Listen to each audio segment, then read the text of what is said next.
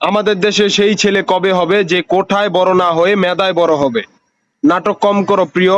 তুমি যে মুক্তিযোদ্ধা কোঠায় লেখাপড়া করো সেটা তোমার রেজাল্ট দেখলেই বোঝা যায়। 4 বছরের অনার্স 9 বছরে শেষ হয় না, তারপর আবার বিশেষ বিবেচনায় পাস। দাদার ছিল জমিদারি, বাবার আছে অল্প, আমার নাই কিছু, আছে খালি গল্প। আপনার দাদা একজন মুক্তিযোদ্ধা ছিল, সেটা আপনার একটা গর্বের বিষয়। কিন্তু আপনি একজন মুক্তিযোদ্ধার নাতি হইয়া আক্কেল জ্ঞান মেধা ছাড়াই নির্দিষ্ট কোটায় লেখাপড়া করতেছেন, সেটা আপনার একটা ব্যর্থতা। আপনার দাদা দেশের জন্য জান দিছে, আপনি কোন বাল দিছেন যে আপনার কোটা দেওয়া লাগবো? স্বাধীনতার পর থেকে এই 52 বছরে দেশের সম্মান রক্ষায়, দেশের শান্তি স্বাধীনতা গণতন্ত্র রক্ষায় 52,000-এর বেশি মানুষ জীবন দিছে, তাহলে তাদের কোটা কোথায়?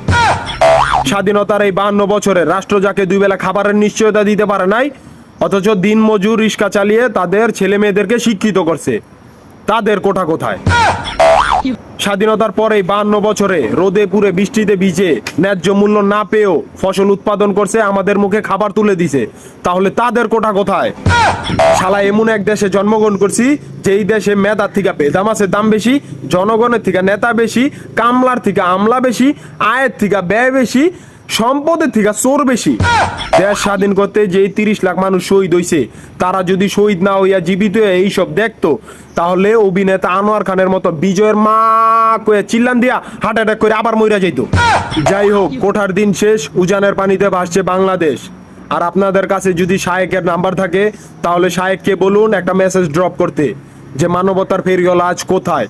আর তাড়াতাড়ি বিকাশ নাম্বার দিন, প্রবাসীরা টাকা নিয়ে বইসা আছে আপনাদের ব্যবসা চাঙ্গে করতে।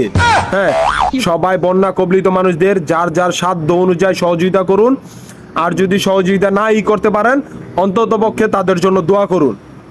আল্লাহ হাফেজ, ভালো থাকবেন সবাই।